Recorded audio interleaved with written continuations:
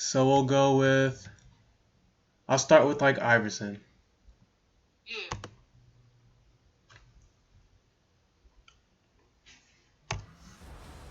And so the first thing, like, there's different ways to watch it, right? So Yeah. like some things I'll go through, and I'll go through like slow motion real quick, or I'll let it load. So like if I'm thinking in a scoring mindset, and you can see the whole screen, right? Yeah, I can see it. Okay, cool. So let's say my bad is buffering. Hold on. Buffering. We'll go. Let me close some tabs.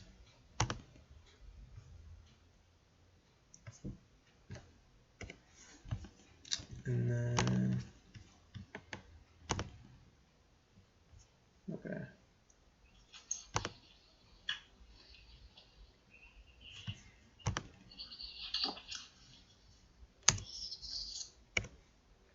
I just gotta refresh it real quick.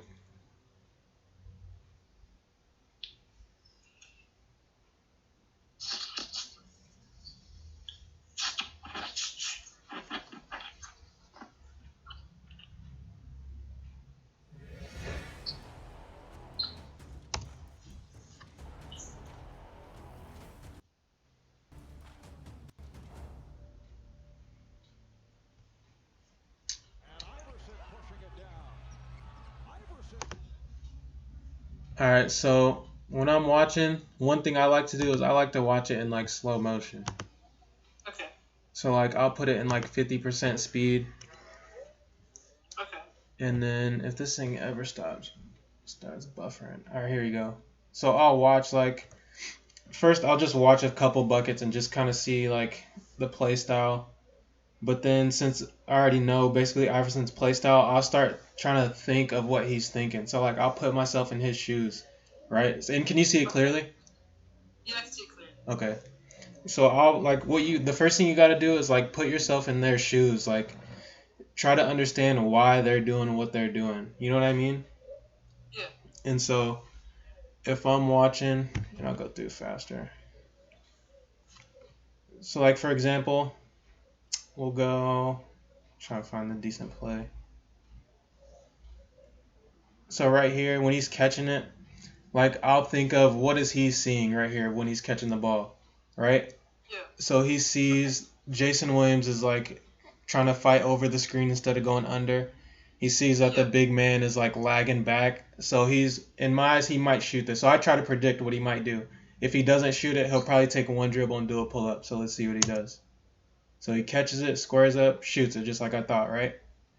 Yeah. And so I'm trying to predict everything that he's gonna do and wonder why he's doing it.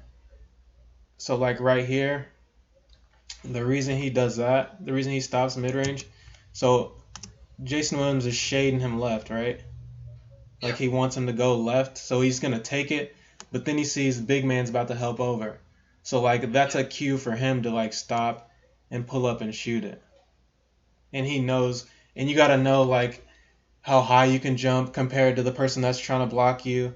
You gotta know if they're gonna try to take a charge. Like you gotta know all that stuff and take in all that type of information as fast as you can. And so that's what makes him so effective because he's just thinking ahead all the time. I have a question. Yeah. Like every single time you're in the mid range or any short bursts that you've watched, do you jump as high as you can in the mid range to elevate and try to get the jump shot off or no? If I'm on the move, yes. So like if you notice, so let's go back. So like right here, right? He's not on the move. Like he's just kind of standstill. He Yeah. doesn't jump that high. But on the other ones, if he's like going towards the basket and he has to stop and shoot it, then he jumps higher. You know what I mean? Oh yeah. So it's like a comfort thing kind of. But I like to jump as high as I can if I'm like going forward and I have to stop myself because the reason is too is you have more momentum and energy and that energy has to go somewhere. So like it's Yeah. better to take it up as high as you can because if you don't, you're just gonna like go more forward and you're gonna be off balance. So that's why when people are like doing one dribble pull ups or they're going full speed into a jump shot, and let's say like right there you stepped back, and let's say do that, that's to slow their Yeah. momentum down. If they're just going full momentum, that's the reason they jump straight up.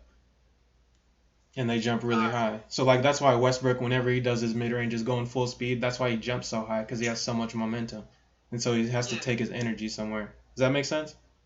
Yeah, that makes sense. And so we'll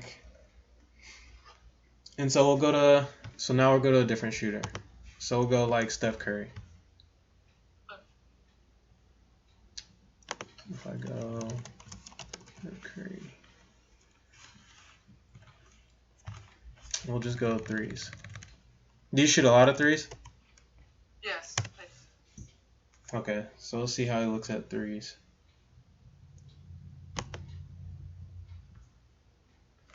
I mean, I'm more comfortable in the mid-range, though. I don't like shooting outside as much as I do in mid-range. It's more comfortable. Oh, I feel you. Like your mid-range in type? Yeah. Okay, that makes sense. So, like, some of these might not apply, but, like, so we'll go over it a little bit, and then we'll go to another mid-range shooter. So, and then if you ever got questions, just, like, you can cut me off and just be like, hey, I got a question. All right. So we'll go.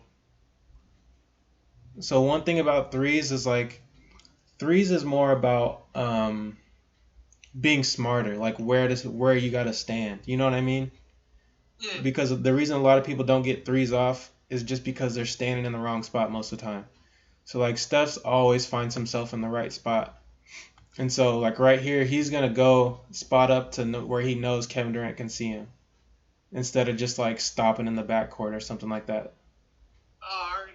So it's like you gotta know, like, whenever your teammate has the ball, you gotta know what they're about to do, and you gotta know if they get stuck, where are they gonna look, and just go to that spot that they're gonna look. So that's something he always does. And so I'll go to Steph. Let's see. But that's off the ball. Do you play point guard, right? Or you play two? Yeah, I play point guard.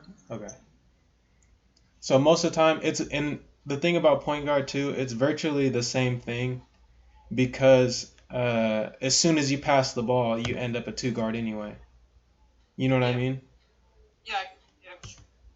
So like right here, there's like if you look at I don't know who has the ball right there, but he's stuck. He can't really look anywhere.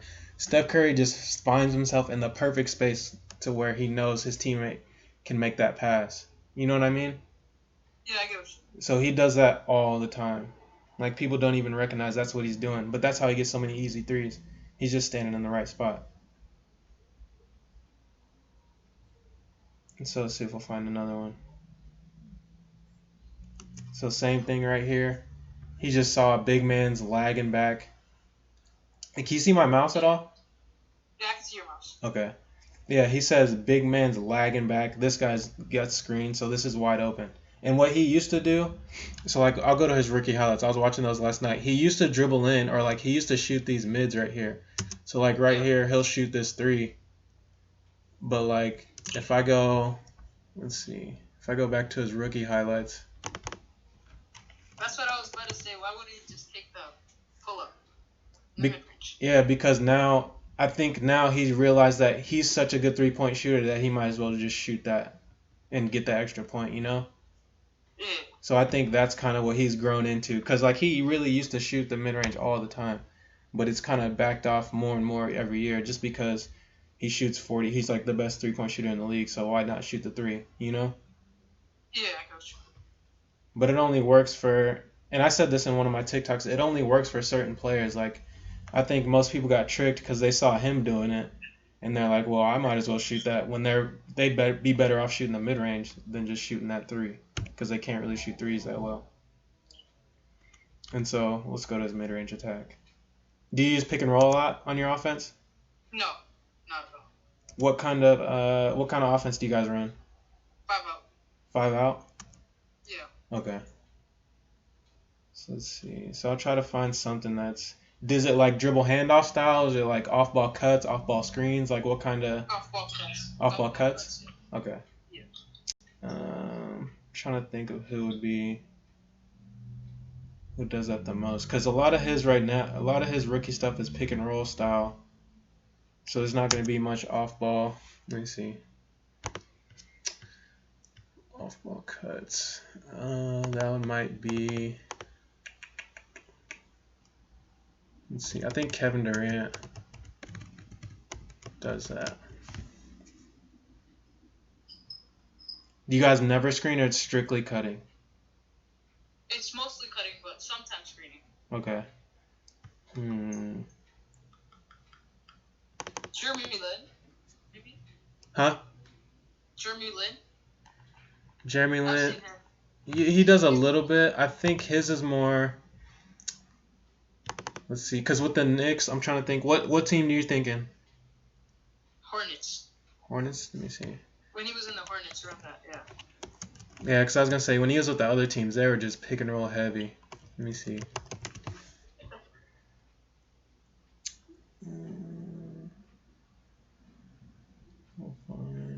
Let's see, 29 points. Let's see.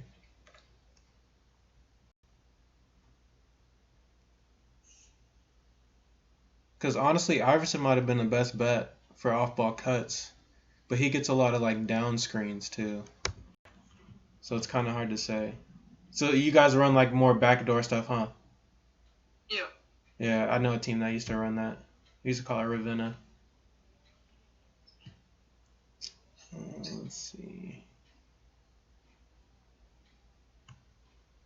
Or I know what I'll do. I know what I can do. I'll go a whole team, and I'll try to watch. So the Warriors do a lot of off-ball cuts. Let's see.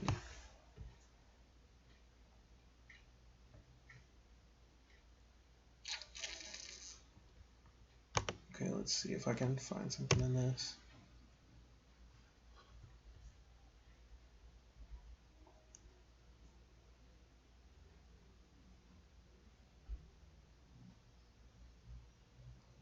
So a lot of it, and how do you guys initiate? Do you initiate with like a driver, or like how do you initiate the offense? A driver. A driver, Slash. and then he kicks out, or he drives Yeah, he right kicks at him? out. Okay, I got you. So on something like this, Yeah, it would be something like that, yeah. so let's say, okay, so let's look at Klay Thompson, what he does. So he keeps his space as far as he can, and one thing he does too is he kind of floats back to the top. You can't really see him. But Steph Curry knows that if Klay Thompson comes up here to the wing, that he's going to drift to the corner so he can have that space. So what he does, as soon as Klay catches his ball, he's already scooting over. So it's kind of knowing where everyone's going to move to and then anticipating that so you can be even more open early. So that's why Steph finds himself so open right there. And then they still swing it around based on the help. You know what I mean? Yeah. I get what you mean. Because technically because the thing is, it's just about options. Because like on this play, let's see. I'll go through every option. So technically, Steph probably could have just pulled out and attacked him since he's a big man. So let's see, Draymond could have shot this floater, right? Yeah. But then he also has his options. He's looking at Steph, but now Steph's covered, so he's going to hit back Klay. Oh, wait, went too far.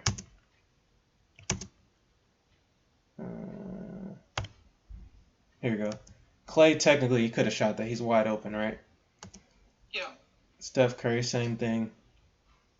And so it's just about picking the options and kind of going over, like, knowing who you're passing to. Because it might be a good pass to kick it out to the corner, but if it's like your center who can't shoot, then it's a bad option. You know what I mean? Yeah, I get what you mean. So yeah, it's but like, watching the film, how do you translate it into the actual game? so I just recognize situations, you know? And so I think about, let's say if I'm driving, I'll think about what I had saw, and like that's why I always think I put myself in his position, like mentally. So he saw this big man coming up. That's why he made that pass. And so when I'm playing in a game, I have seen that so many times that I know, okay, if the big man comes up, then I got to make the pass to whoever he helped from. You know what I mean? So you got to increase your awareness to recognize the situations that you've watched. Does that make sense? Hello. Hello? Oh yeah. Did you hear me?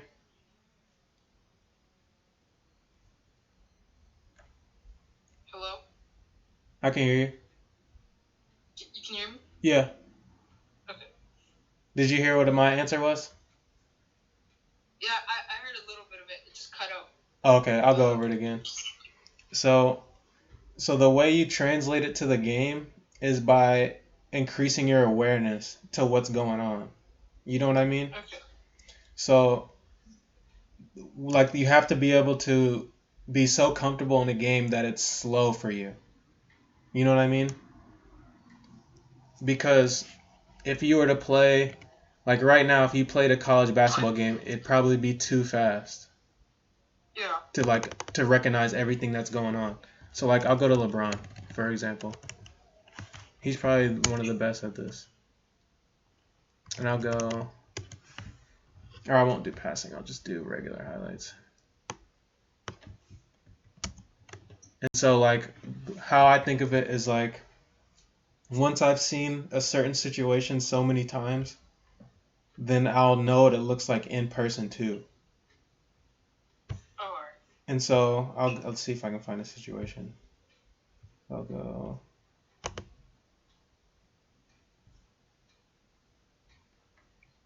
So like here, and this is why like if you ever watch really good players, they never look rattled or anything. Like it doesn't look like they're moving too fast or out of control. They're just never out of control because they're so aware of everything. So like if I'll skip over to the middle a little bit. And so let's see. Okay, so right here, how LeBron knew to make this pass, right? He's just watching. Like all he's doing, he's standing here and he's watching everything on the other side that's going on. And he's anticipating anything that could happen. So it's like chess, right? In chess, you technically gotta anticipate every move that could possibly happen. But then Yeah. you only have in basketball you only have like 2 seconds to take in all that information and actually do that.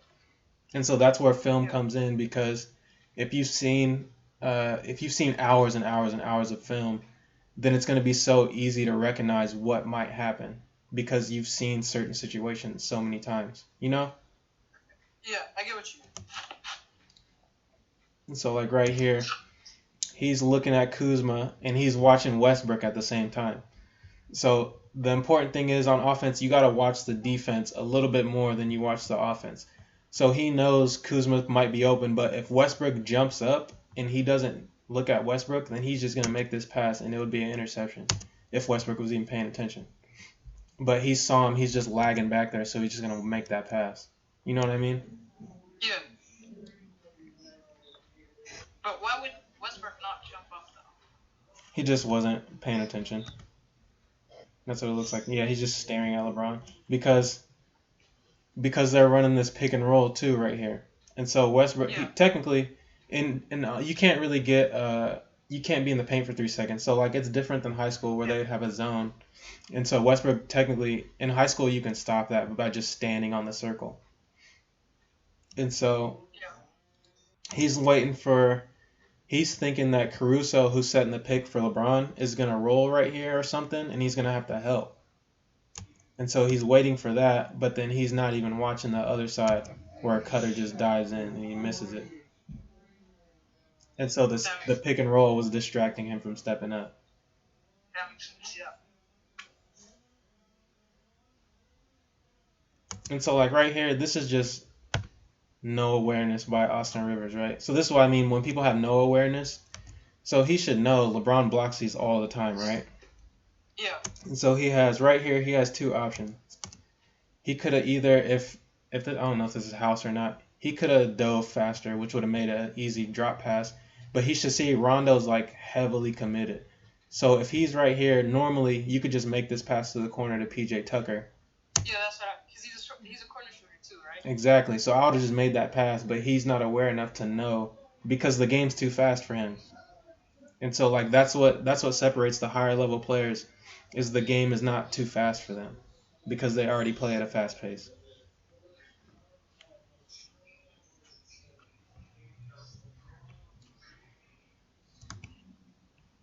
And so let's see if I go.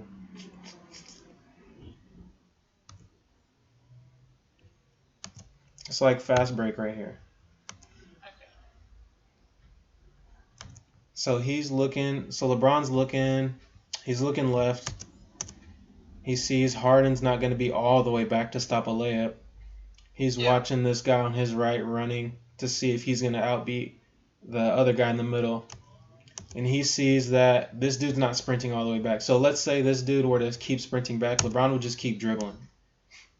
And so instead, he knows that he has him, even if it's by a split hair, that he can just make this pass and it's going to be a wide open layup. How is he able to think of all this in the 1 or 2 seconds? It's like he's anticipating it. So you kind of got to guess.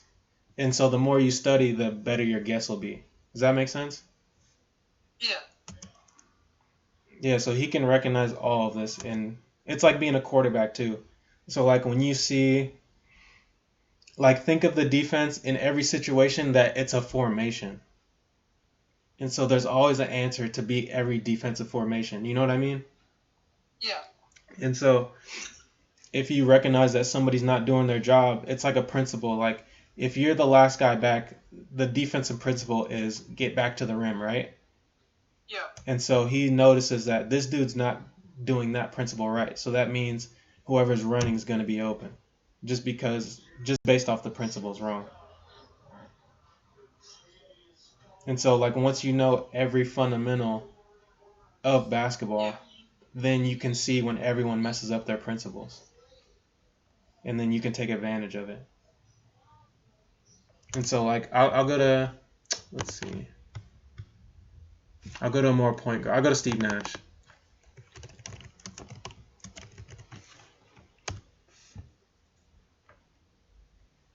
And so, because this is where I learned it from. I used to watch Steve Nash all the time when I was a kid. So, like, he's where I learned how to be a good passer. And, like, being a good passer helps you see the court better. And it also makes you a good scorer. Because technically. He's a pass first, right? Huh? He's a player who would pass first rather than shoot.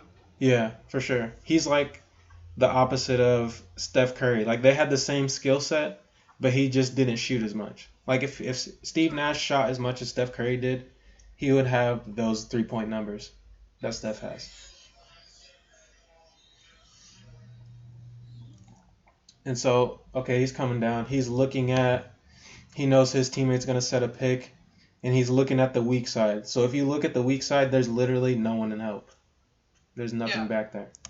So he knows as soon as his man comes off this pick and he rolls, he's probably going to be open.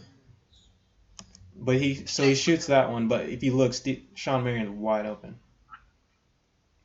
And so it's based on making the decision.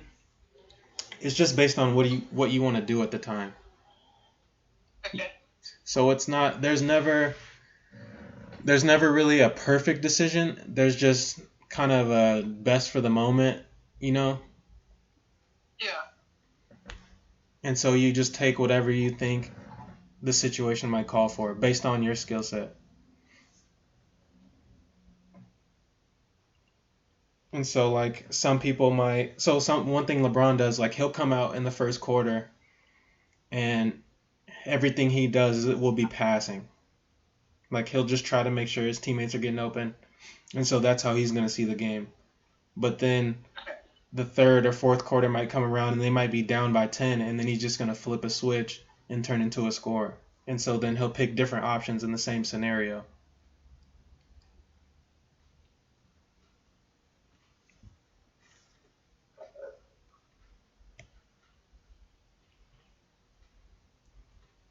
I'm trying to find. Okay. And are you more of a scorer, right? You said? Yeah, I'm more of a scorer. Okay. So we'll talk about a little about how to be a scoring point guard.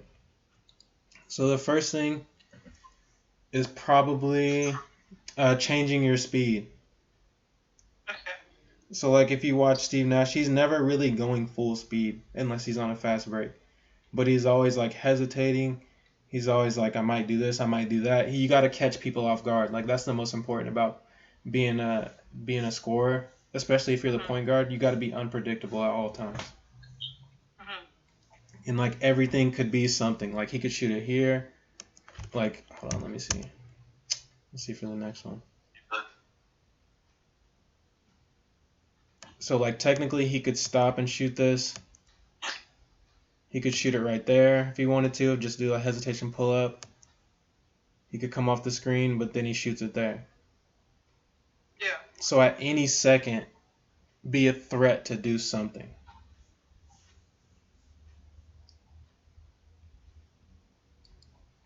And like, is there anything specific you want me to go over about it? Yeah, the footwork. The footwork? Yeah. Okay. Not just specifically Steve Nash, but any player. Like scoring footwork? Yeah. Okay, I got you. So we'll go, let's see, Kobe.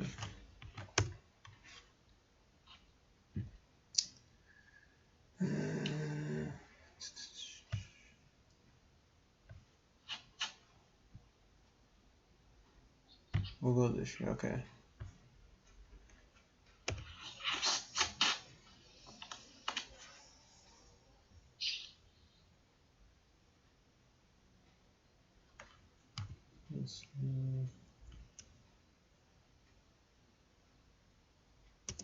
Alright, so here, so the basis of scoring is just reading people, right? So Yeah. once you can read positioning, it's super easy to score. So he automatically notices Kevin Durant's footwork. So he's trying to shade him left. And if somebody's trying to shade you left, it's easier to go right. Because if they know where you're going to go, then it's easier for them to like stop you. So he's looking at, you see how high Kevin Durant's top foot is? Yeah, I see. Kobe just takes his foot and goes, what he could have done is just stepped right past it.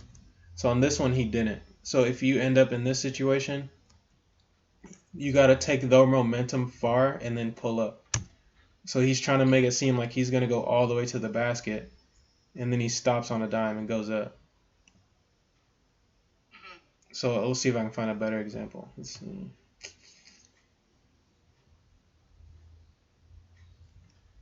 Here, let me find. I'll go younger Kobe. Or we'll go finals, because finals is like the highest level and it's the hardest. So go.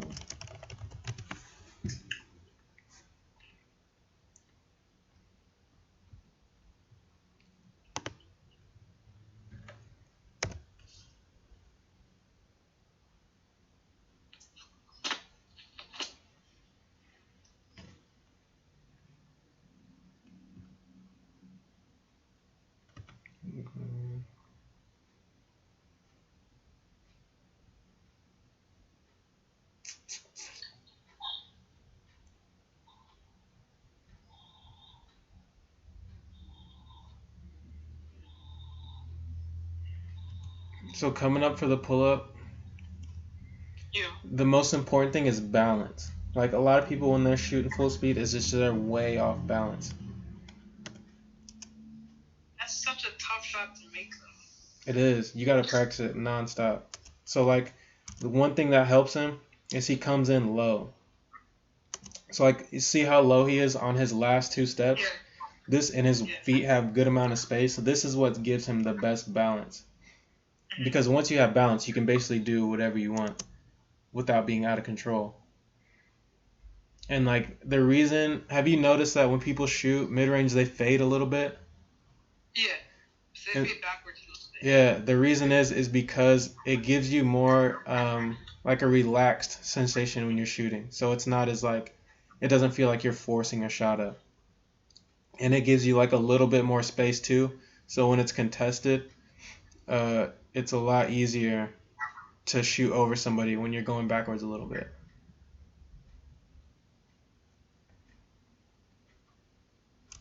Or matter of fact, here, let me go to Kyrie's footwork, because that'd be closer.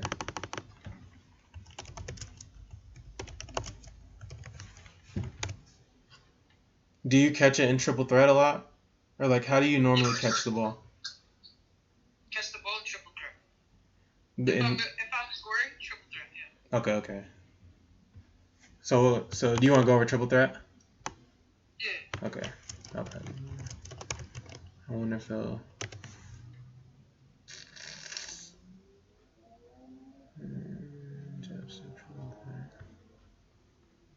Or we'll go back. Okay, so we'll go to Kobe's triple threat.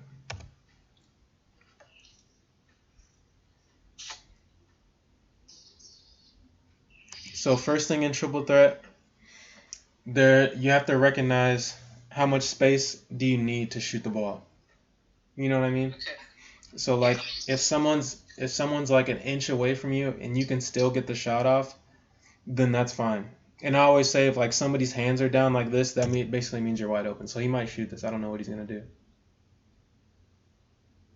Cause if their hands are down like that, I knew he's gonna shoot it. I've never even seen this highlight. So his hands are down. That means you're basically wide open because you can see the rim clearly.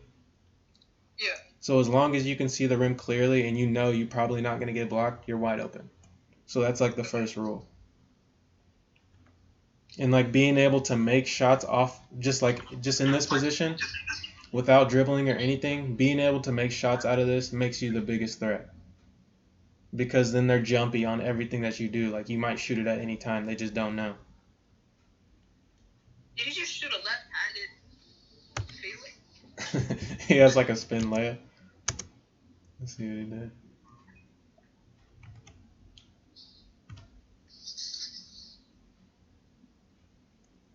Oh, Yeah. it was a layup, yeah. And so like the way he got this one off, so we'll go over this one.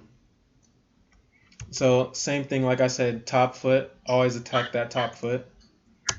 So he goes right at it. And then if they cut you off, then you go into your counter. So a lot of people have different counters. You can have a spin, you can have a step back, you can have a crossover. It just depends on what's comfortable.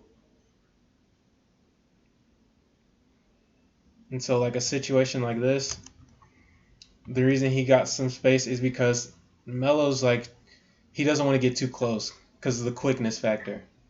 And Yeah. so you have to measure. So in the post, you got to measure your strength and your quickness. On the wing, you only have to measure your quickness. Like it doesn't matter if somebody's stronger than you or not on the wing. And so once you know, and this is kind of things like since you can't really study your opponents, you just kind of figure it out when the game starts. This is something you got to pick up as you're playing. So you got to recognize if somebody's slow-footed or if they can't guard a certain way. You know what I mean? Like those are things you got to pick up as you're playing. So like on this one, he knows Melo's kind of slow-footed, and so he's gonna attack to where Melo's giving him. And when you attack where someone's giving you, they're gonna overplay it every time because they're trying to beat you to that spot. And so he saw. Just cross that over and just take a wide open mid range, couldn't he? Yeah, so that's what he did right there. So let's see another situation. So let's look at top foot. And sometimes you don't always have to attack the top foot. So the reason he went baseline here is he's looking at the help. He's not even looking at Grant Hill. He's looking back here. And so he's noticing that the defensive help isn't there, and he just blows by him right to the rim. And in the NBA, it's different because in the NBA, you can't sit in the paint. And so he went because you have to keep checking out for that 3-second violation. So Gortat's in there, 1, 2, Mississippi. As soon as he's on his way out is when Kobe goes. Okay. So like how that could work for you is if they're setting screens on the other side and you notice the help's kind of going away. So you see his eyes, like you can see him. He's just looking right over Grant Hill's head. He's not even looking. So right here, he's looking over him to see back there. And so like that's something you got to recognize too is like if your teammates are cutting on the backside, then don't drive at the same time they're cutting because they're just going to run their man into you. All right. And so like one thing I used to do is I would wait for my teammates to, like if we're running a certain play, I would wait for them to cut. Like they would cut my side, and as soon as they get out of the paint, I would drive literally right behind them and get a layup every time. All right. So like right here on this jump shot, same thing. If you can shoot from a standstill, it's unstoppable. There's nothing anyone can do. So his hand's not really up, so that basically means Kobe's wide open. Even if they put a late Most of the contest. times I scored too. Yeah. Yeah. Just right when I get the ball, I try to take a shot. Yeah, that's good. Because then you can use your pump fakes and your jab steps and stuff. Yeah. So like same thing right there. So like this scenario, so we'll go over this one. So sometimes you test them, right? So you can't always attack like right off the get-go. Like technically he probably could, but this is another thing about knowing your defender. So like there's people that are like really jumpy and they go for everything. That's when like the jab steps and the pump fakes come into play. Alright. So like right here, he jab steps. That means the defender's kind of jumpy, like he's reacting to everything. And it's like, and that's kind of like it's like a fear factor thing too. Like if somebody's reacting to everything that you do, like every little movement, that means they're kind of scared of like what you might do to them. And so that's why Kobe throws this pump fake in, because he just knows that this dude's gonna jump. So he gets him, jab step, backs him up, hits him with a slight pump fake, and he's jumping. So he goes right around him. And like some people, you can't do 100 moves to them because like if you do too many moves, then they're just gonna steal it. So some people you got to do one move and go. Some people you gotta trick them out with like a move or two. So that's some things you gotta pick up too.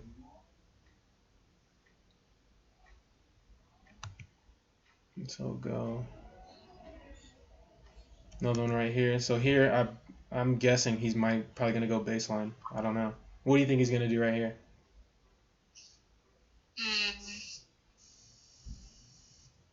Jab maybe.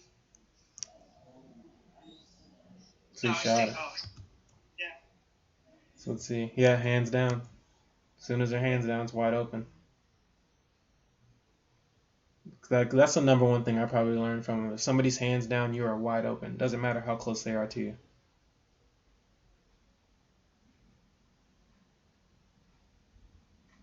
Which means he probably could shoot this every single time if he really wanted to. Yeah, he's taking that again.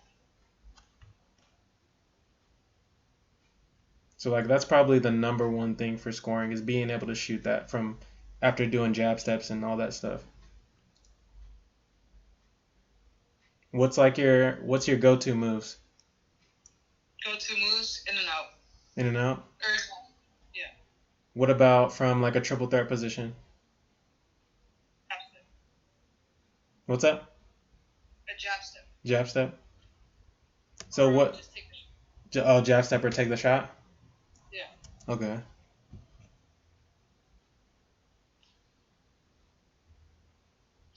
I mean, it depends. If I've taken the shot already, I'll probably pump fake. Kind of like setting them up? Yeah. That's good, yeah. So like what aspects of the footwork do you need help with? Like the pull-up part? The jab step. The jab step? Okay. And the pull-up. So here, when you're going to your left, you're right-handed, right? Yeah, I'm right. So when you're going to your left, it's always two steps. Okay. So what a lot of kids mess up on is they'll go right foot first like Kobe does. So he's right foot first, and then they'll go left, right again. But Kobe always goes right, left only, and then goes up.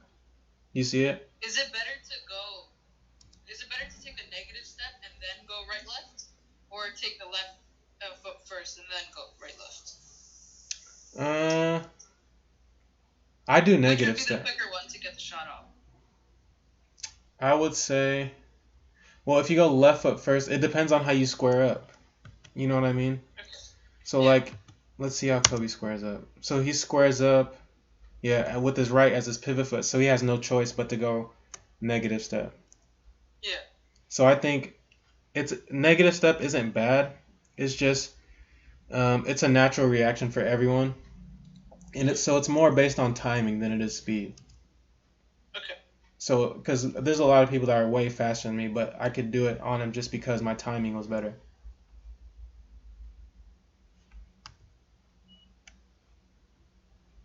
So let's see. So that one. So he went to his right. No, I went forward. So this one he goes left, right. Goes bam, left, right, right into a pull up. So like that's the hardest part for everyone to get down is just taking 2 steps only. Okay. So I would say practice that literally to death. And like if you notice, another thing is look how low he keeps the ball when he's in his triple threat. Okay. So like it's about to touch the ground right there. So this position, this is like the attack position. So no one really uses this, but this is like the basis of the triple threat because like it's a weird position it looks like, right? But no one ever teaches it. It's hard to like really get out of it to score. Oh, so you're saying it's hard for you to go from this position to scoring? I mean, it's hard for me to like go from that position to actually driving without getting off balance. Yeah, so that's what it's your balance. That's what I figured. That's what a lot of because what grade you in again? I'm in grade 8. Grade, yeah. A lot of middle schoolers, that's their number one thing is balance. Like balance is off. So I might do like a video of balance exercises because if you can get from this position, like no one can do anything defensively. There's nothing the defender can do right here because the second he reaches, you got him. So if you can get good at going from that position to scoring to like one dribble pull up, then your triple threat will be literally unstoppable because you're already low. And so what I would say is start yourself like once you're here, the top of his head is right at the defender's chest. Yeah. And so if anyone's like literally if they're like suffocating you defensively, if you can fight your way to this position, you will blow past them literally 10 out of 10 times. And if they're smart, they'll back up. So this position is what gives you the space. And then if his top foot's still close, then you just attack it. Because you're trying to bring it back up. Goes right at it. So like he uses this, KD, Kyrie, they all use this.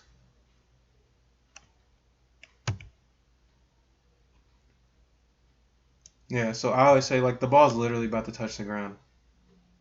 Let's see how low it is if I can pause it. Yeah, it's basically on the ground. So this is like the best way to actually get that bounce. Just go in that position again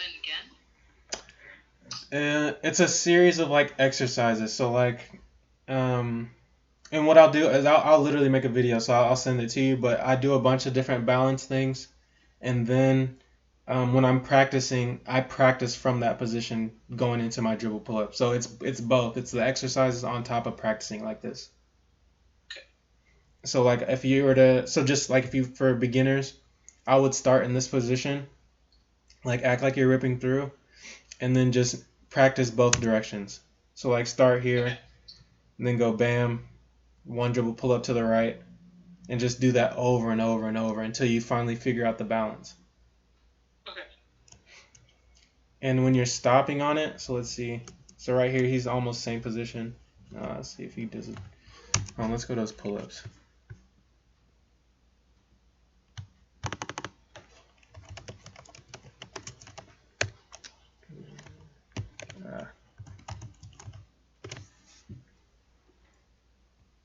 Okay.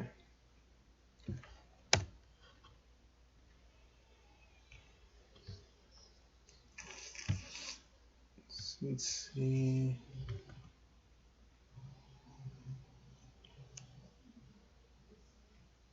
Yeah, so a lot of it is controlling your speed, being able to go. Because the thing about basketball, the hardest thing isn't going, it's stopping. You know what I mean? Yeah.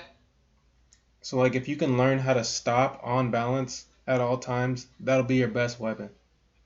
Because like right here, stops on a dime, goes, and that's why he fades because he needs that momentum to go somewhere. Yeah.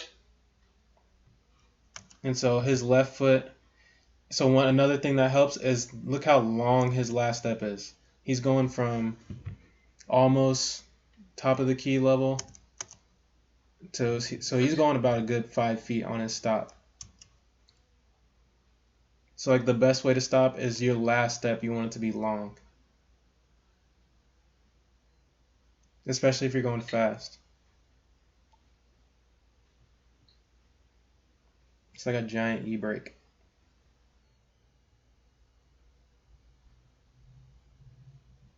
But then it I've also, seen that with MJ too. yeah, and it works It better. does the exact same thing. Yeah, it's literally the same thing. So like you saw it right there. It's like crossover, long step, Yeah. stops on a dime. But that's only for if you're going, if you got momentum. So if you're going fast. So he's going always fast into slow. It's like he's going fast, right into a stop. Mhm.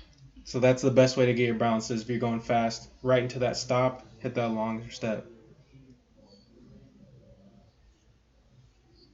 Same thing right there.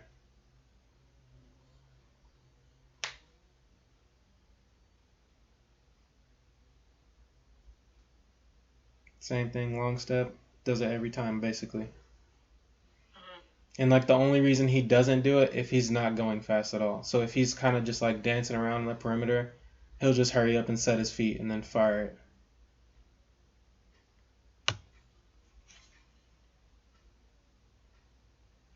Long step again. And so he's always setting them up with that. Hold on, let me see if I can catch it again. Right there, ball's right in the middle. Well, and my coach used to hate when I did that. Like he didn't understand why I kept the ball where I held it, because I used to literally hold it right there, and he never understood why I did that. He always wanted me like like the Under your knee. yeah. I always like this is literally my stance a lot of times, and he hated it. But like you Why? notice, he just didn't understand. And so like a lot of coaches don't understand NBA basketball just because they don't like study it in depth. And so like that's where and when I was in high school, my high school coach hated NBA basketball, and like I built my game off NBA basketball. So it's like it was automatically I was done for. But it's the best position because no one can steal the ball.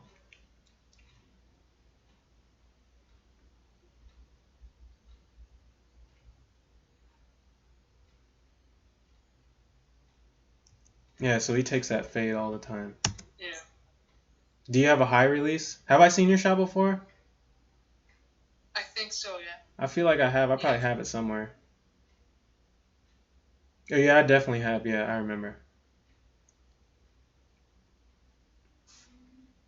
Is it a low release or a high release? Like, what do you mean? I think like so a high release is like above your head or like Oh. above your eyebrow level. Oh no, I don't have high release. Yours is like mid, isn't it? Yeah, it's around my nose, ish eye. Okay.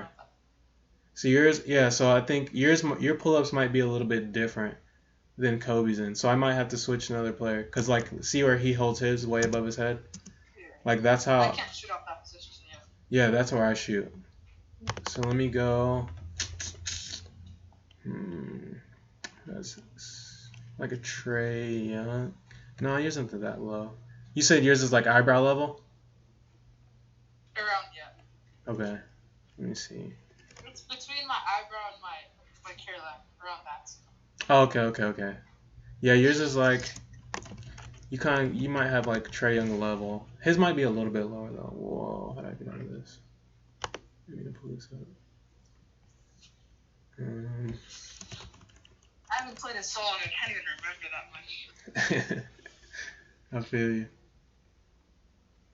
So let me see.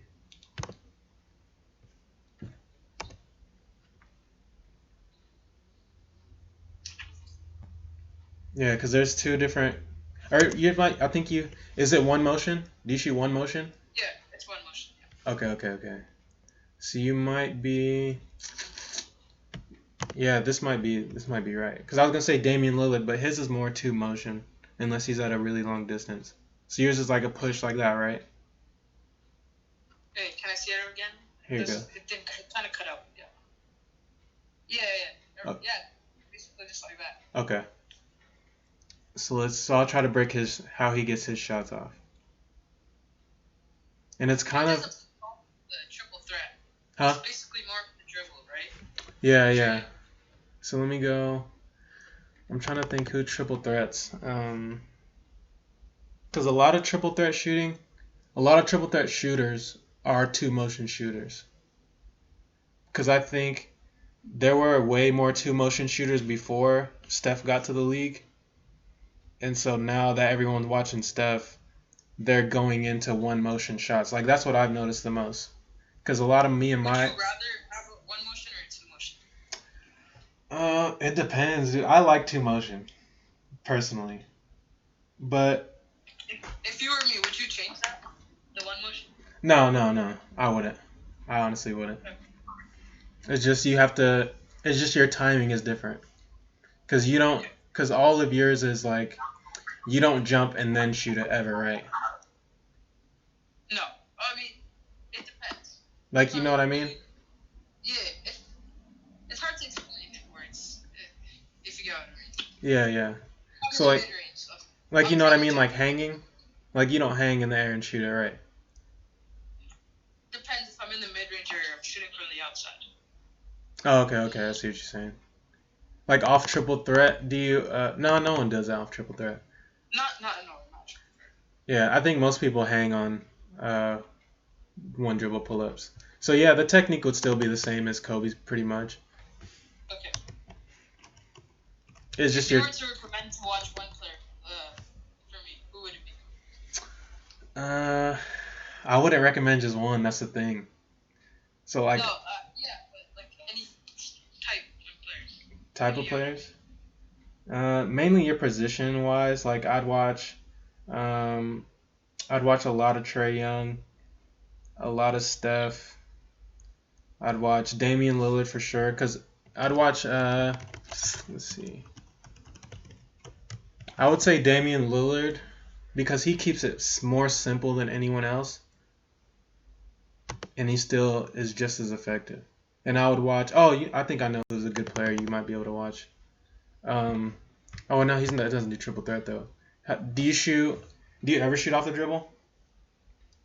Yeah, I do sometimes. Yeah. But mostly catch and shoot, huh? It's just depends. Like if I can get like a hesitation off, I'll probably take that. Oh, okay. I see what you're saying. It depends on how the defender plays. Yeah.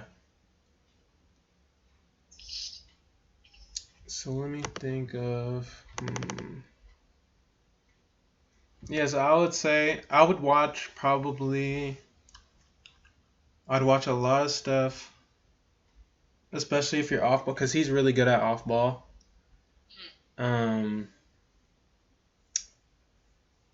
Just shooters, man. I'd watch. Do you know Gilbert Arenas, right? Who? Gilbert Arenas. No, I don't know. All right. I'm gonna show you. So when I was young, I used to watch this dude all the time, and he played for the Wizards, and he got injured and like a bunch of stuff happened to him, but he used to average like 25 to 30 all the time. So let's see. And he's like a simplified version of James Harden. Like if James Harden didn't dribble so much, that's who this is. And he was like mid 2000s All-Star.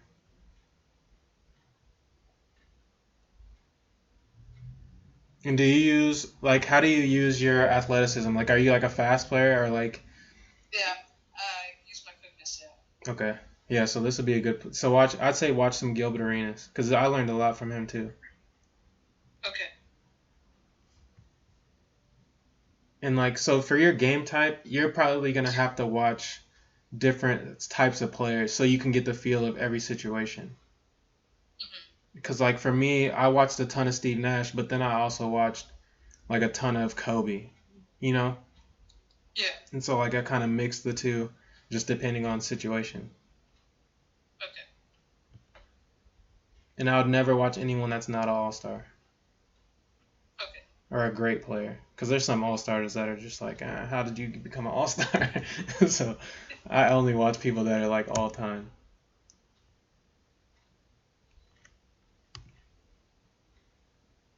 So let's see. So do you want to? I'll do like I got like 5 more minutes. Do you want to go over any more else like that's specific? Kimba? Yeah. Okay. Let's see. Oh yeah, because you said undersized. Okay. Kimba. And let's see. And I'll go to college so I can kind of mimic um, how high school would be.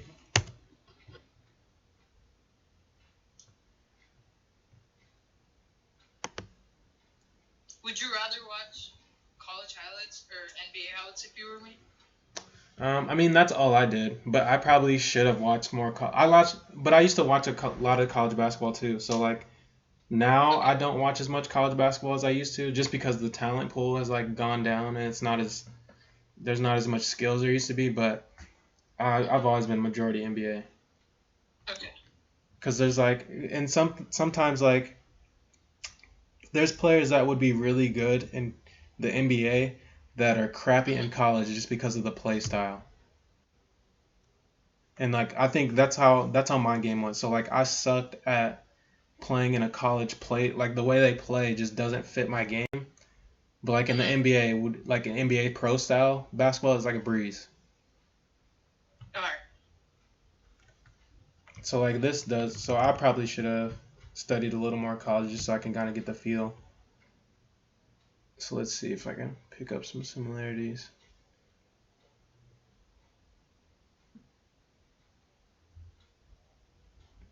And there's way less space because less people can Yeah. shoot.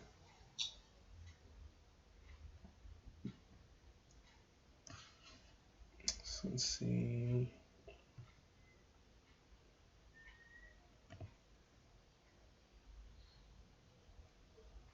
So like right here is you got to get good at one thing that will help you is decelerating. Okay. So like that's why I always say stopping is more important than going. So like here he's going full speed, right? Pretty much baseline. Yeah. But then he stops and he's able to jump straight up. And like that's what I notice a lot of shorter players are really good at doing that. So like your ability to stop and jump straight up when the defense is right next to you will get you a lot of baskets and fouls. Okay. Because I had a teammate that used to do that, and I didn't understand how he was getting me with it. Because like he would go full speed at the basket, and then next thing you Yeah. know, I'm fouling him because he's jumping like straight up, just like this, pretty much. Oh. All right. Yeah. You see it? Yeah. I get. Yeah. I get what you mean. So like that's something. Oh, I know exactly who I'm gonna go to. That's perfect. Is Isaiah Thomas.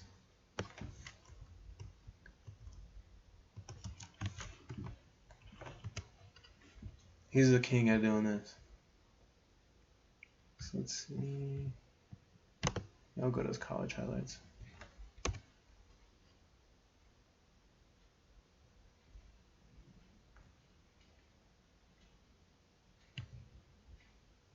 And I think, especially being undersized, I think a step back would be good. Do you ever use step backs? Yes, I do a lot. A lot. See, I never shot step backs when I was young. Never. Why not? I just never. I don't know. I just never. Cause like I was a little bit taller, so I could always shoot over people. But I never just like it was never a move I practiced. It wasn't even a move that people really did when I was young. Yeah. Like I get what you yeah, like no one even used it. So I never saw anyone like really using step backs that much. Enough for me to like want to get it.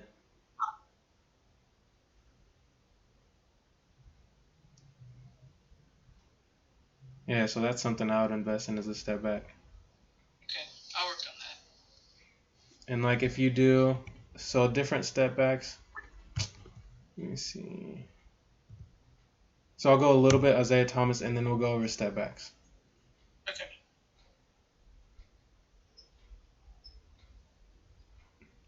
Yeah, so being raised and up to shoot. Yeah, so shooting is like has to be like you have to be basically a dead eye shooter. Okay. That's the number one thing. Cause like I even said before, like if these dudes, like if players like Isaiah Thomas and like imagine if Steph Curry just stood in the corner and was like a Kyle Korver. Yeah. Like he could do that easily, and like Harden could do it, KD could do it. Like if Yeah. if that was their main role, they could do that so easy. It wouldn't even be funny. So like that's the number one thing is becoming just a really really good shooter. Yeah. Hold on, I gotta go back to this play. So here's another example. Like he gets to the rim and there's traffic, stops on a dime, and he jumps straight up. And he kind of jumps, and if someone's in your area, like jump into them. Okay. Because then it takes their power away. And it's like, and once you do that to them like once or twice, then they don't want to get close to you anymore. Can you show me like an example which we film? Yeah. I'm trying to see. So you see right there? Yeah. So look what he does. He's kind of going like towards the corner, but then once he Yeah. takes his jump stop, he jumps directly at the rim. Boom. Straightforward. Yeah. And like that's what I call like slicing. It's like he's really good at that. Let's see if he does another one. And floaters especially. Do you ever shoot floaters? A lot. Yeah. A lot of floaters? Yeah. So let's see. I'm trying to find if he. Oh, I know who I want. Okay, so we'll do. So I'll do jumping into contact, and then I'll do. I'll talk about floaters. What was the other thing? And step backs, and those will be the last three things. So Curry finishing.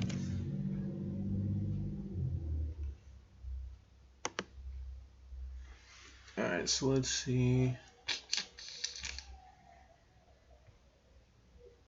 And in this video, I'm trying to find because they clump it up into like how he does it. So there's a section in here where he's doing like jumping into contact. So I'll try to find it. Have you watched these before? Yeah, I've seen this whole thing.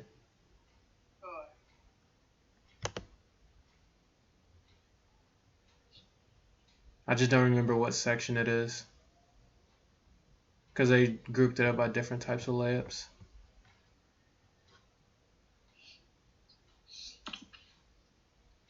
So I think, yeah, this might be the one. Definitely, okay. So, jumping off 2 feet is the most important thing when you see contact coming. Okay. And, like, you have to go against the grain of how they're jumping. Okay. So, let me see it. And then, like, this is what I call slicing. So, let's see if I can find an example. Hopefully he does it. But sometimes he doesn't. So, like, if they're running with you, you can go, you see how he jumps directly into this chest and then he adjusts? Yeah. So, like, that's another thing you got to get used to is, like, once you bump somebody, changing your layup a little bit. So he jumps into him, changes it. Yeah. And, like, in your mind, you got to know that you're going to change it. Okay. It's like, same thing, bumps him, changes it. You see what I'm saying? Yeah. And it's always off 2 feet, especially if you're taking the contact. Okay. So should you not take a lot of contact off 1 foot if you're jumping? No, because it'll knock you on your ass. I swear. Like, the amount of people I've seen go up 1 foot with the contest is like, why are you doing that? You're going to get killed.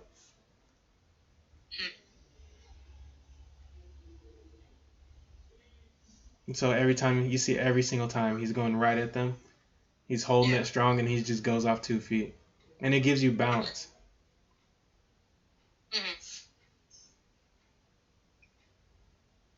So that was a slice right there. So if I go back, so you see Alex Len, he's about to jump. Like if you're facing directly at the basket, he's jumping to the right. Yeah. Kyrie's going to jump to the left and just go right around him without even touching him. Oh, yeah, I get what you mean. Yeah, so like reading that position, that's really important when you're going to the basket too. because that's why you go off two, because then you can fake. So he's like faking like he's gonna shoot it, and then he changes it. So like changing your layups is really important. He has so much hang time. It's an illusion. It's an illusion. Yeah, it's because he brings the ball up early. Oh. So it looks like when he brings the ball up, that's why people jump for it, because it looks like he's already in the air, but he's not. So like I'll go on this one's perfect example. So like, oh, it just glitched. Okay, let's see. So look at the balls in the air. Yeah. His feet are still on the ground. Mhm. So that's why LaMarcus Aldridge is about to jump, because it looks like he's already jumped. And then Kyrie knows it's like a mind game. So like the reason he put the ball up is so he can make LaMarcus Aldridge jump. And he knows that he's going to try to time the block, so then he's just going to move the ball away from where he's trying to time it. So he's trying to time it. So technically he thought he was going to shoot it up here, but he didn't. Yeah. So that's where his hand went, and then Kyrie just changed it to the other side.